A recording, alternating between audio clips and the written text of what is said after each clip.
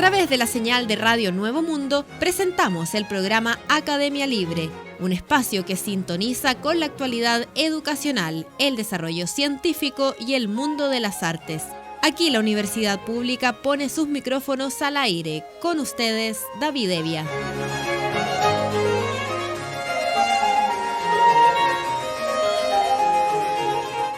Vaya nuestro saludo a todos los auditores de Radio Nuevo Mundo que a esta hora sintonizan la emisión de Academia Libre, donde la educación, las ciencias y las artes confluyen para hacer de la creación de conocimiento un espacio público.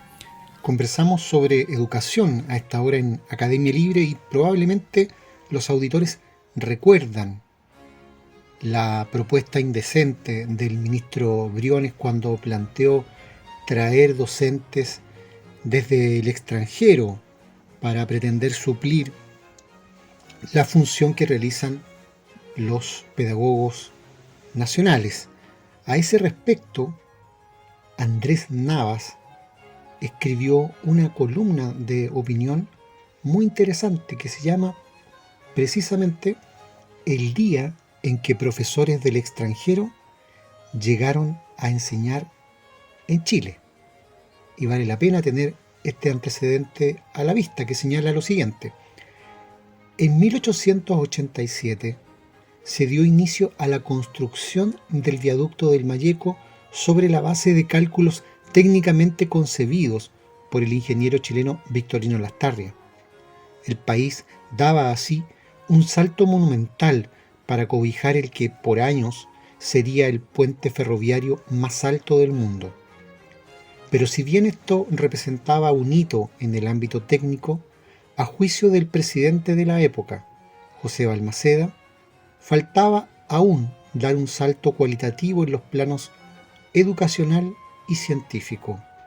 Fue así como impulsó una de sus grandes obras, la fundación del Instituto Pedagógico, concretada el 29 de abril de 1889. La puesta en marcha de esta institución hacía necesario convencer a académicos de prestigio para que vinieran desde el extranjero a tomar las riendas de parte de la estructura educacional del país. Fue Domingo Gana, embajador en Alemania, quien hizo las gestiones para que, entre otros, aceptasen esta tarea Federico Johow, botánico, Federico Hansen, filólogo, Hans Stephan, geógrafo, Alfredo Bettel, físico, Augusto Tafelmacher, matemático, Rodolfo Lenz, lingüista, Jorge Schneider, pensador, y Guillermo Mann, psicólogo. El doctor Johow fue el primer director del Instituto Pedagógico, la actual Universidad Metropolitana de Ciencias de la Educación. Hoy en día, la calle que está por detrás del edificio del instituto y que desemboca en la Plaza Ñuñoa lleva justamente su nombre. El impulso educativo de esta iniciativa fue extraordinario. Especial atención merece el ámbito de las matemáticas. Junto con Tafelmacher, rápidamente llegaron al país Francisco Prochle y Ricardo Penich. El nombre del primero es bastante conocido. Impartió clases en el Instituto Nacional y sus textos de estudio fueron ampliamente utilizados en la enseñanza secundaria durante todo el siglo XX. De hecho, algunos siguen siendo utilizados y pueden ser adquiridos en casi cualquier librería. Penich, por su parte, se orientó hacia la educación de un nivel más avanzado. Entre otras cosas, escribió en castellano algunos de los primeros textos de geometría y álgebra modernas de Sudamérica. Cabe consignar que tanto Tafelmacher como Penich se habían doctorado en la Universidad de Gotinga, Alemania, considerada la mejor universidad del mundo en la época, título que ostentó hasta el ascenso al poder del nazismo y la consiguiente persecución y fuga de académicos de esa institución, por la que entre otros pasaron los tremendos hermanos Grimm. A ellos los sucedió Carlos Grangeau, quien desde su arribo a Chile en 1929 pavimentó definitivamente el camino para que se desarrollase investigación científica matemática en el país. Parte de esta apasionante historia puede ser leída en internet, uno sobre Peniche y otro sobre Grandjot. Por las aulas del pedagógico de aquellos años pasaron insignes estudiantes, quienes posteriormente asumieron cargos en distintas instituciones. Por ejemplo, entre las últimas generaciones de estudiantes de Peniche se cuentan nada menos que el entonces profesor de liceo Nicanor Parra y Guacol d'Antoine, profesora del Liceo Lastarria, quien años más tarde llegaría a ser la primera decana de una facultad, en este caso la de Ingeniería, de la Universidad Técnica del Estado. Cuando escuché, dice el columnista, las declaraciones del señor Briones y su audaz propuesta de abrir concursos internacionales para traer profesores extranjeros a Chile, no pude sino compararla con aquella que Balmaceda plasmó hace más de un siglo. De un lado, una política de Estado robusta, con un efecto multiplicativo innegable como la del expresidente. Del otro, una política estrecha que reduce el proceso educativo a la enseñanza en el aula y apunta al profesorado como responsable de su crisis. El señor Briones argumenta la carencia de profesores que se vislumbra para el futuro debido a la falta de interés en la carrera pedagógica. Sin embargo, tal como señalan varios informes contundentes de especialistas como el emanado por el CIAE de la Universidad de Chile en 2014, el problema son claramente las condiciones laborales. Esto explica que el 40% de los profesores abandone la profesión al quinto año de ejercicio, que es algo que en Academia Libre hemos subrayado en el último tiempo, como dato. De más está decir que con estas condiciones de desempeño, difícilmente a un profesor extranjero va a parecerle tentadora la oferta de instalarse en nuestro país. A modo de ejemplo, refirámonos a la presunta falta de calidad del profesorado chileno sostenida por el señor Briones. Ciertamente, y como sucede en todo ámbito, siempre es posible mejorar. Sin embargo, para esto resulta fundamental el proceso de formación continua, que involucra perfeccionamiento permanente de los profesores para que se mantengan actualizados en sus conocimientos. Pues bien, sucede que estas capacitaciones las deben cursar durante su tiempo libre, muchas veces sin reconocimiento de su institución e incluso invirtiendo recursos propios.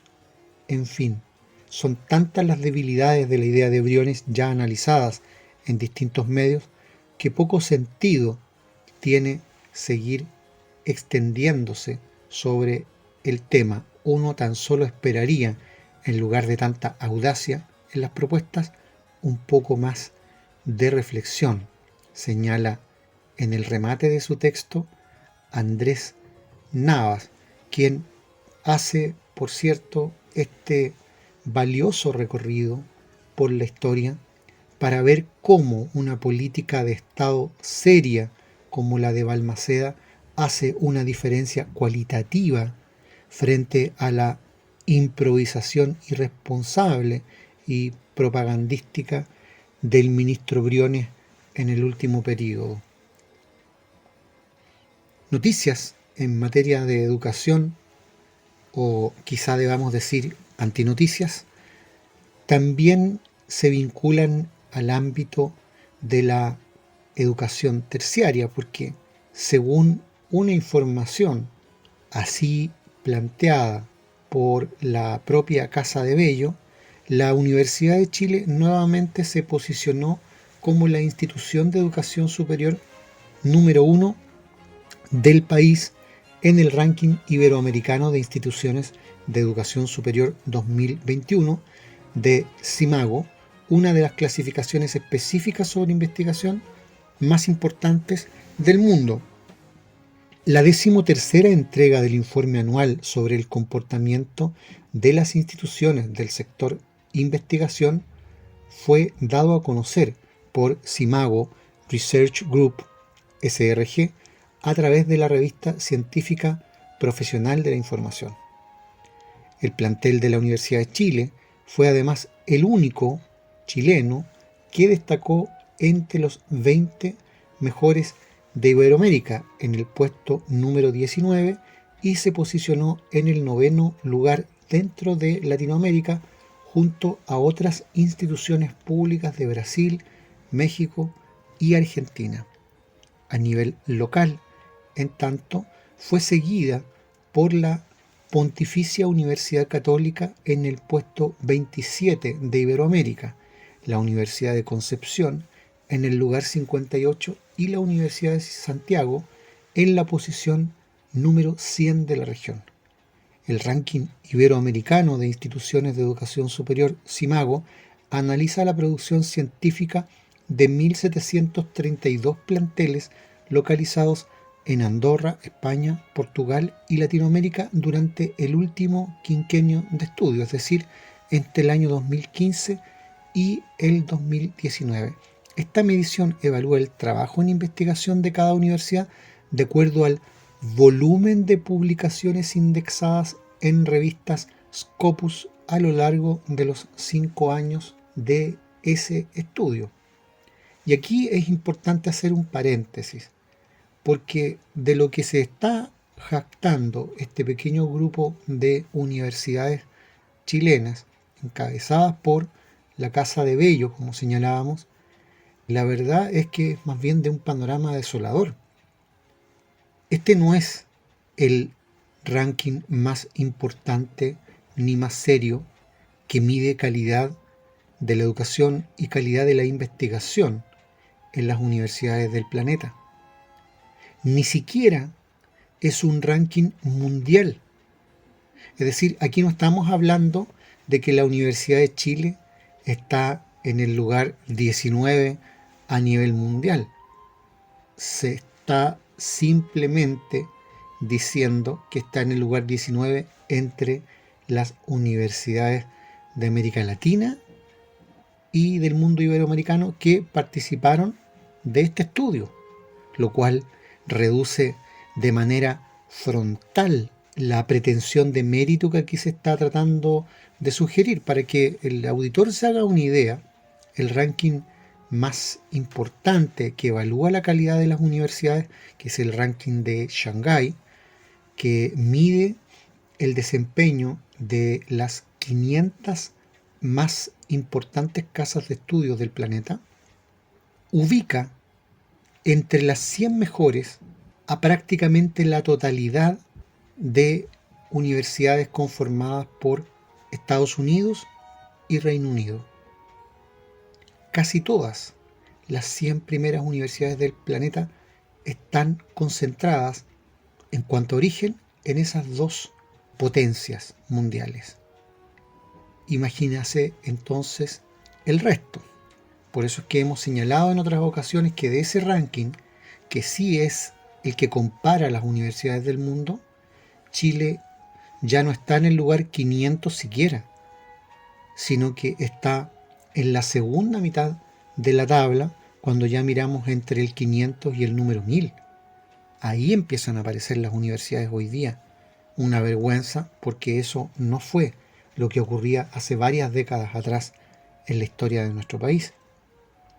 Pero a esta noticia, o antinoticia como señalábamos, porque la verdad es que tiende a esconder la realidad, se sube como carro de la victoria el rector de la Universidad de Chile, Ennio Vivaldi, quien comentó que este resultado, comillas, es motivo de orgullo para toda la comunidad universitaria y también para nuestro país, ya que es reflejo de la dedicación y calidad del trabajo realizado por nuestros investigadores e investigadoras. Esta medición no solo habla del valioso trabajo realizado por el cuerpo académico, sino también del compromiso con el país que se extiende a toda la comunidad universitaria, que nuevamente ha entregado lo mejor de sí para enfrentar esta pandemia.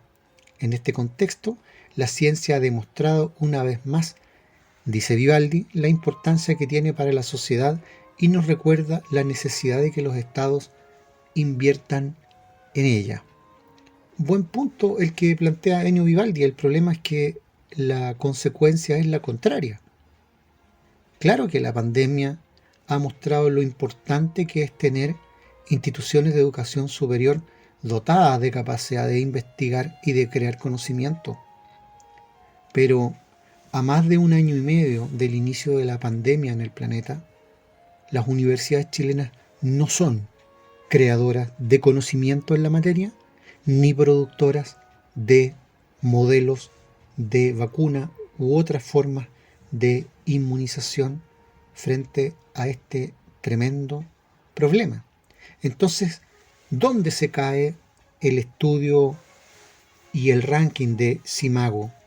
No solo en el aspecto de acotar el mundo simplemente al plano iberoamericano, y allí es donde están tratando de cantar victoria algunos planteles chilenos, sino que también se cae en el sentido de lo que se está midiendo es el volumen de publicaciones indexadas.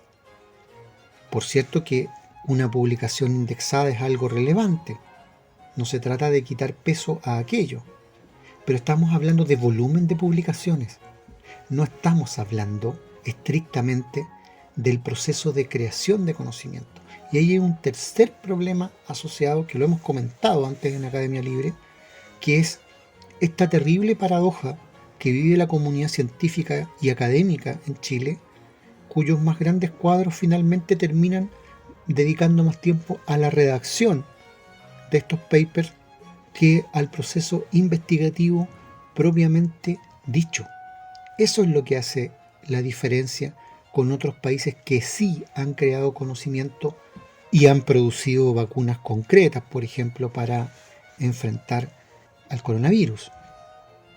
Respecto de este punto, el reporte dado a conocer por Simago posicionó a Chile en el, aquí se dice, selecto grupo de los 7 países de la región con una producción científica que supera los 60.000 trabajos publicados, junto a Brasil, España, México, Portugal, Argentina y Colombia. Eso de junto a es tramposo, porque la verdad sea dicha, Brasil, México y Argentina, con sus respectivas universidades de Sao Paulo, Autónoma de México y Nacional de Buenos Aires, le llevan mucha ventaja a cualquier universidad chilena. Las 3 universidades que acabo de nombrar de Brasil, México y Argentina son las 3 mejor posicionadas de América Latina y el Caribe. Las 3, no Chile. Chile está mucho más abajo.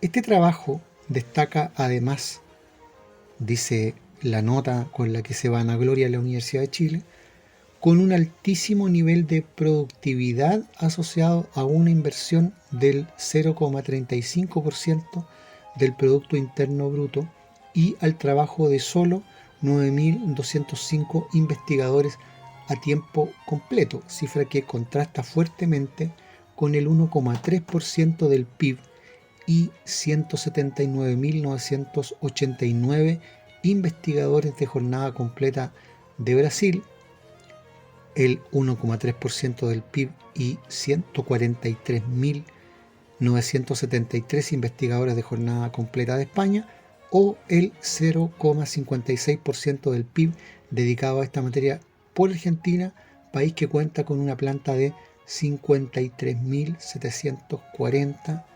investigadores. Pero aquí, de nuevo, hay que poner paños fríos, porque casi se está poniendo la baja inversión pública y la baja dotación de investigadores en el caso de Chile como si eso per se fuera un mérito. ¿Qué queremos decir con esto? Vamos a tratar de normalizar o justificar que en Chile haya tan bajo nivel de inversión en investigación y tan bajo nivel de investigadores en términos numéricos. El problema de fondo sigue siendo quién crea conocimiento, no cuántos documentos acumulamos para la estadística. Y esa estadística, si se quiere llevar la lógica de cifras de la que aquí se están jactando, habría que plantearla en términos de número de patentes creadas por universidades. Y eso, que sí pesa a nivel del ranking mundial de universidades, y aquí en este otro estudio no existe, es lo que hace la diferencia. El vicerrector de Investigación y Desarrollo de la Universidad de Chile, Flavio Salazar, dijo que a través de este ranking, Shimago está midiendo la capacidad de investigación e innovación de las universidades, y obviamente es un honor que la Universidad de Chile se ubique entre las mejores de Iberoamérica, como ha ocurrido durante las últimas décadas. El liderazgo lo tomamos con humildad, pues debemos seguir trabajando por mejorar y fortalecer los recursos destinados a ciencia y tecnología, dice, y agrega: también resulta significativo que otras universidades chilenas estén posicionándose, pues habla de su importante rol en la investigación, a pesar de que la inversión en ciencia y tecnología sigue siendo muy baja en nuestro país. Ojo con lo que está diciendo Flavio Salazar. Dice que el Shimago está midiendo capacidad de investigación e innovación. No, está midiendo capacidad de indexación de las publicaciones, que es otro tema muy diferente. Añadió, por otra parte, que Chile tiene una gran oportunidad para avanzar en investigación y proyectarse internacionalmente a través de sus instituciones de educación superior. Sin embargo, el desafío principal es transformarse en un aporte para el país, y esto se ha demostrado, asegura, durante la pandemia, donde las universidades han jugado un rol fundamental en áreas asociadas a la salud mental, el modelamiento matemático e impactos sociales por la situación de emergencia que enfrentamos a nivel global. Es decir, cero rol fundamental en materia de creación de vacunas, cero rol fundamental en materia de creación de dispositivos alternativos de inmunización y protección, etc. Sin comentarios.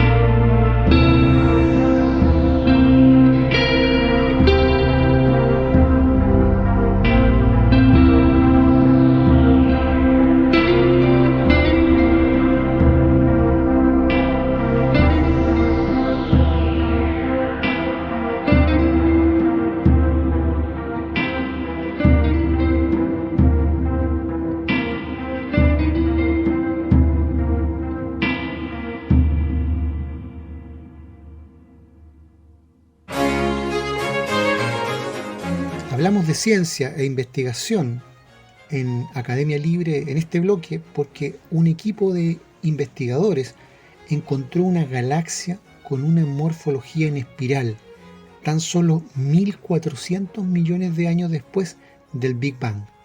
Esto luego de analizar los datos obtenidos por ALMA.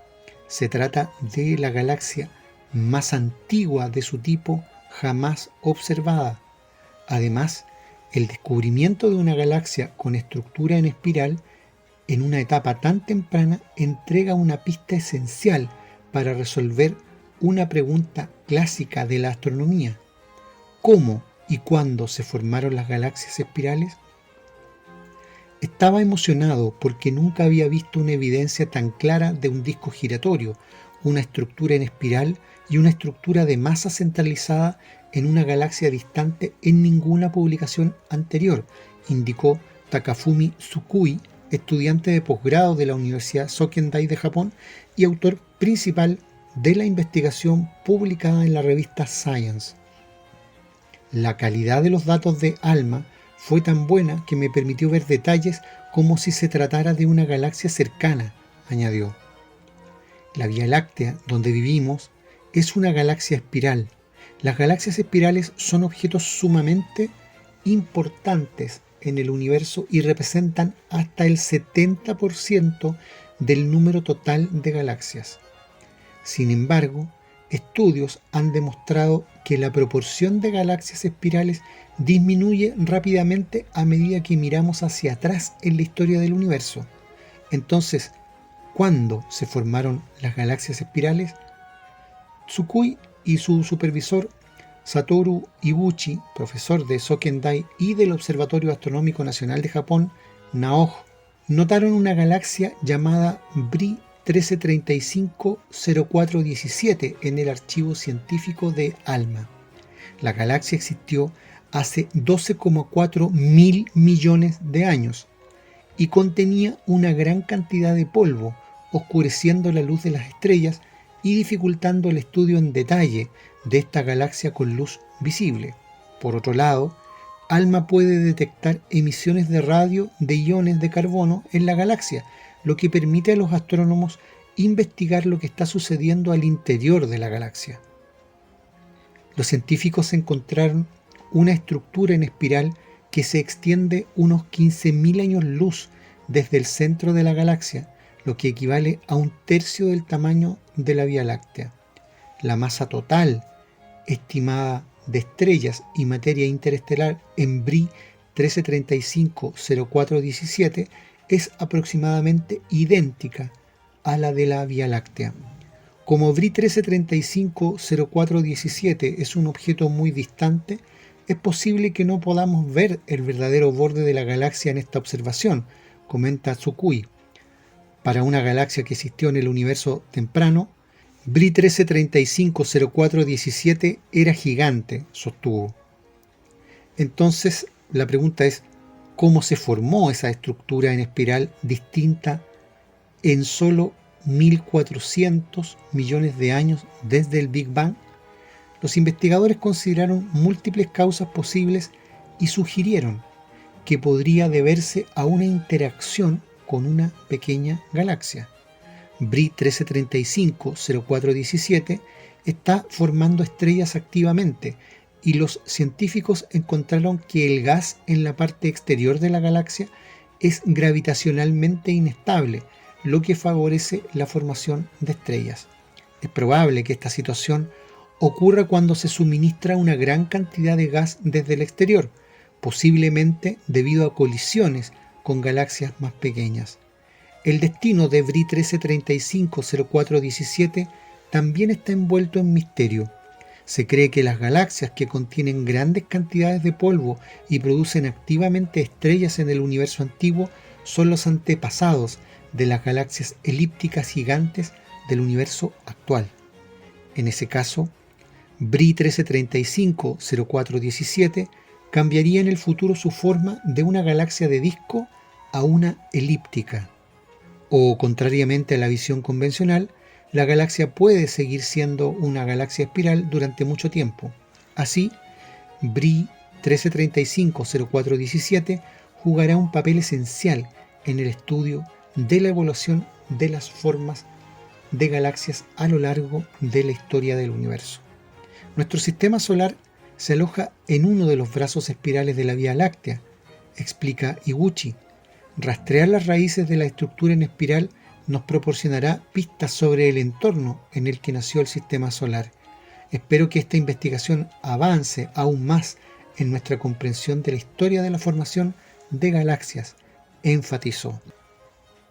Y no es todo lo que está ocurriendo en relación con el espacio y la bóveda celeste, porque investigadores del Centro de Astrobiología, CAB, una organización mixta del Consejo Superior de Investigaciones Científicas, SIC, y del Instituto Nacional de Técnica Aeroespacial del Ministerio de Defensa, han detectado en el espacio por primera vez etanolamina, una molécula clave en el origen de la vida porque contiene los 4 elementos químicos fundamentales: el oxígeno, el carbono, el hidrógeno y el nitrógeno. El hallazgo se ha producido en una nube molecular situada en el centro de la galaxia y pone de relieve que los precursores de la vida están en el espacio. Los ingredientes básicos para la vida están ahí, ha manifestado en declaraciones a la agencia EFE Víctor Manuel Rivilla, del Centro de Astrobiología, quien ha liderado una investigación internacional y multidisciplinar que ha involucrado a astrofísicos, astroquímicos y bioquímicos. La etanolamina forma parte de un grupo de moléculas, los fosfolípidos, que constituyen las membranas celulares y que fueron cruciales en el origen y evolución temprana de la vida en la Tierra, han subrayado los centros de investigación tras la publicación de los resultados en la revista Proceedings of the National Academy of Science de Estados Unidos. Por tanto, este hallazgo apunta a la posibilidad de que a partir de esos ingredientes se haya formado o se pueda crear vida en otros lugares del universo de la misma manera que se ha formado y creado en la Tierra. No obstante, los autores del estudio matizan que esas hipotéticas formas de vida en otros lugares del espacio no tienen por qué ser parecidas a las que se conocen en la Tierra.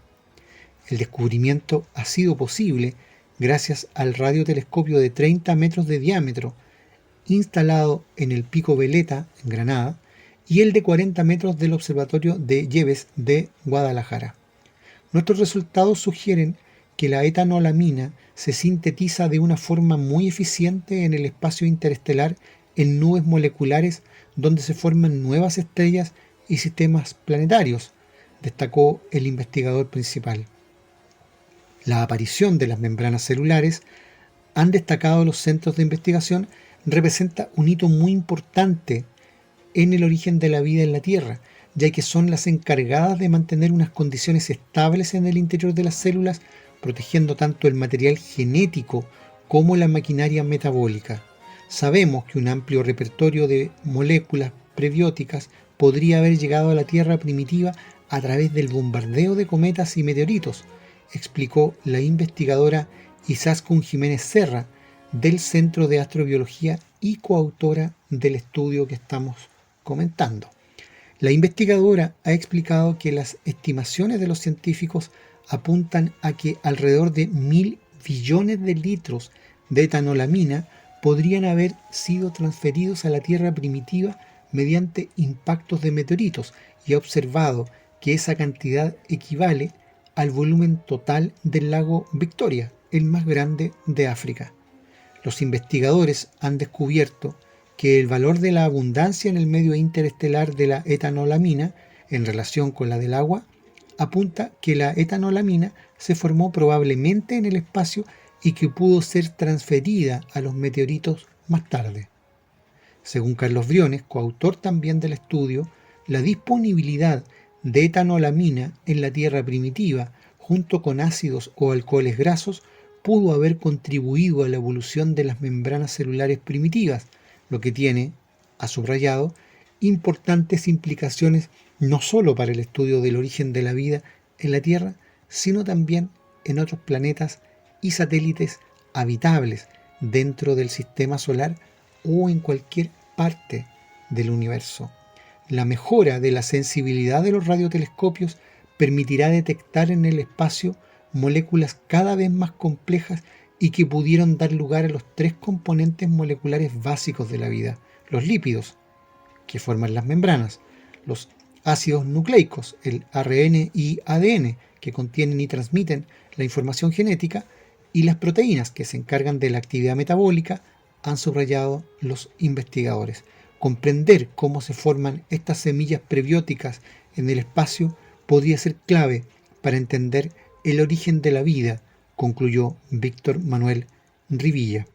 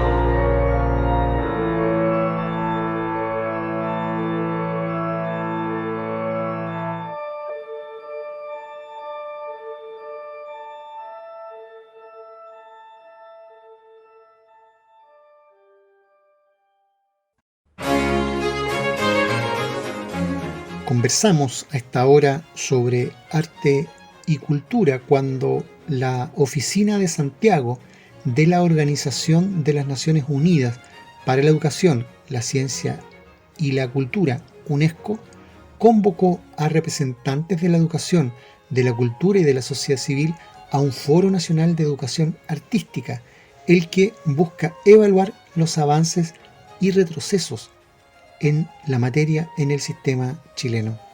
El foro se desarrollará entre los meses de mayo y octubre de 2021 y tuvo su punto de inicio la semana pasada en el marco precisamente de la así llamada Semana de Educación Artística SEA, que conmemora el valor de esta materia en la educación integral de niños, niñas y adolescentes. Este encuentro será una buena instancia para dialogar y proveer una visión común entre los diferentes actores y exponer que la creatividad y la colaboración desarrollan las capacidades para recuperarnos luego de las crisis, pero también fomentan la apreciación de la diversidad cultural, la libertad de expresión y el pensamiento crítico, señaló Nicolás del Valle, responsable del sector de cultura de la oficina de la UNESCO en Chile. Entre los participantes de este encuentro estará presente un grupo de estudiantes y educadores del país, quienes son los protagonistas del cruce entre el arte y la educación y cuyo testimonio será fundamental para establecer los avances en la educación artística. La Semana de Educación Artística, SEA, es una celebración internacional impulsada por la UNESCO y en Chile es organizada por la Mesa Ejecutiva, compuesta por este organismo internacional, el Ministerio de las Culturas, las Artes y el Patrimonio, el Ministerio de Educación, a través de la Subsecretaría de Educación Parvularia, la Universidad de Chile y Balmaceda Arte Joven. Sus acciones se dirigen a escuelas, espacios culturales, jardines infantiles, universidades, artistas y cultores. Este año, la SEA se presentó como un proceso extendido cuyo calendario 2021 cuenta con dos hitos centrales: la semana de celebración recién transcurrida, periodo en que se lanza la iniciativa, comienza el Foro Nacional de Educación Artística y se dan a conocer las experiencias y los proyectos artísticos que se desarrollarán durante los meses siguientes, y el cierre de procesos, que será hasta el 28 de octubre, fecha propuesta para realizar la puesta en común de las experiencias y comunicar sus resultados y hallazgos. Novedades en materia de cultura también convocan a Chile en el plano internacional, porque el pabellón chileno, ubicado en el Arsenale de Venecia, exhibirá como pieza principal el proyecto denominado Testimonial Space, una muestra de 525 pinturas realizadas sobre la base de los testimonios de vecinos y vecinas de la población José María Caro, quienes desde la experiencia pasada y presente respondieron a la interrogante de la Bienal: ¿cómo vamos a vivir juntos? La Bienal de Arquitectura de Venecia es el evento cultural más importante a nivel mundial en el campo de esa disciplina. Originalmente, el pabellón de Chile iba a abrir en mayo del año pasado, pero debido a la pandemia se postergó su apertura para 2021. El proyecto fue seleccionado por un destacado jurado en el concurso realizado el año 2019 por el Ministerio de las Culturas a través de su área de arquitectura. Sus curadores son los arquitectos de la Universidad de Chile Emilio Marín, profesor de la FADEU de la Pontificia Universidad Católica, y Rodrigo Sepúlveda, quien es académico de la Facultad de Arquitectura y Urbanismo de la Universidad de Chile. El equipo curatorial, además, está compuesto por el artista y académico de la Universidad de Chile, Pablo Ferrer, Juan Radich como historiador, María Gracia Fernández en el diseño gráfico, Pablo Bruñoli en museografía y Victoria Campino en la iluminación. La propuesta curatorial de Emilio Marín y Rodrigo Sepúlveda fue seleccionada en un concurso público y responde desde la realidad nacional a la temática de la Bienal: ¿cómo vamos a vivir juntos? En la propuesta, los artistas abordan la pregunta desde una perspectiva local, para dar después una respuesta global y demostrar que las desigualdades, los conflictos y las tensiones suceden en todo el planeta y que es importante aprender de las experiencias pasadas para saber cómo vivir el futuro, dijo el propio Sepúlveda. Son 500 pinturas hechas a partir de 500 testimonios extraídos de una población al sur de Santiago, que se llama José María Caro, en el que han trabajado artistas, pintores, historiadores, arquitectos y la comunidad. Es un trabajo donde la autoría se diluye en un trabajo comunitario, añadió. Y de arte y cultura también habla el boletín de la Academia Libre, que en su sección Páginas con Historia incluye en su última edición el artículo Sinatra, Wells y Haywood contra la persecución política en Hollywood. Y dice así: aunque la caza de brujas iniciada por Washington contra los simpatizantes comunistas tiene antecedentes previos al fin de la Segunda Guerra Mundial, es en 1947 cuando el proceso cobra visibilidad en el marco del juicio abierto a un sinnúmero de artistas por el Comité de Actividades Antiamericanas. En repudio a esa persecución se alza el Comité de la Primera Enmienda, que integran, entre otros, Thomas Mann, Humphrey Bogart, Billy Wilder, Frank Sinatra, Lauren Bacall, Betty Davis y Rita Hayworth. Los abajo firmantes, como ciudadanos americanos que creen en el gobierno democrático constitucional, sentimos repugnancia e indignación ante el intento reiterado del Comité de Actividades Antiamericanas de calumniar a la industria cinematográfica, señalaba la petición del grupo, rubricada por más de 300 nombres. Los interrogatorios, advertían asimismo, son moralmente inaceptables porque cualquier investigación de las creencias políticas de un individuo contraviene los principios básicos de nuestra democracia y cualquier intento de contener la libertad de expresión y de fijar referentes de americanismo es per se infiel al espíritu y texto de la Constitución, plantearon. Esto está contenido en el libro Frank Sinatra, When All Blue Eyes Was Red, de Martin Smith, publicado el año 2005. El activismo en pro de las libertades convirtió a los integrantes del Comité de la Primera Enmienda en blanco de las sospechas oficiales y, de hecho, el FBI lo calificó de Frente Comunista. En octubre del mismo año, sin embargo, Sinatra da un paso más audaz y organiza una reunión de grandes estrellas, como Haywood, Bogart y Groucho Marx, para dar mayor resonancia a sus protestas. Una vez que consigan pisotear el mundo del cine, ¿cuánto va a tardar el comité en ocuparse de la libertad de las ondas? ¿Cuánto tiempo va a transcurrir antes que se nos indique qué podemos y qué no podemos decir ante un micrófono de radio? Si uno hace una intervención en una emisora nacional en favor de los desvalidos, ¿lo tacharán de comunista? Me pregunto si van a conseguir asustarnos para que estemos callados, declaró Sinatra.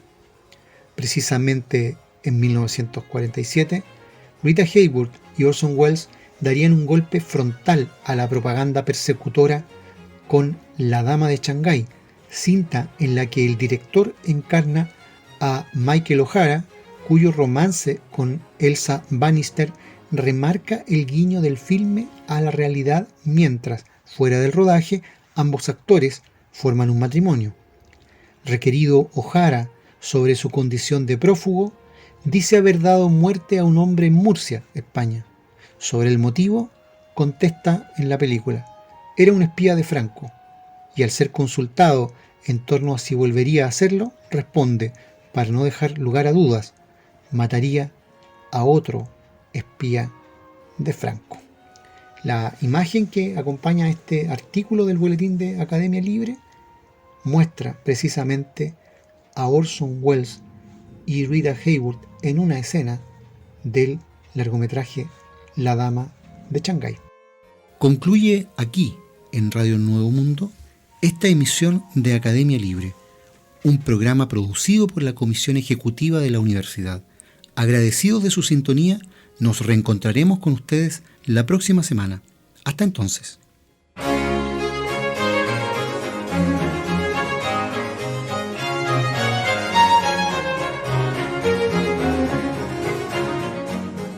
Concluye aquí este capítulo de Academia Libre, un programa que aporta miradas críticas a la construcción de la sociedad.